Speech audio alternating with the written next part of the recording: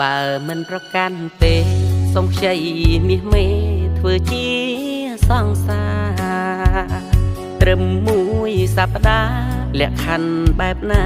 ក៏ព្រមដែរថ្លៃរៀងតូចច្រឡឹងភ្នែកតឹងស្រស់ស្អាតណាស់ស្រីច្រមុះស្រួចស្រលូនជើងដៃដឹងថាចរណៃមិនទាន់មានអ្នកណាបើមិនយល់ទាស់ទេសូមខ្ចីមាសមេស្រឡាញ់គ្នាមួយផ្លែតគ្រាន់តែជាហេតុអ្នកផ្សេងមើលមកដូចយើងសង្សារធ្វើដូចមែនតែនឲ្យគេច្រណែនយើងពីកាយាទៅបោះតង់ជាមួយជីវ៉ាក្តីសុខយ៉ាងណាស្នេហា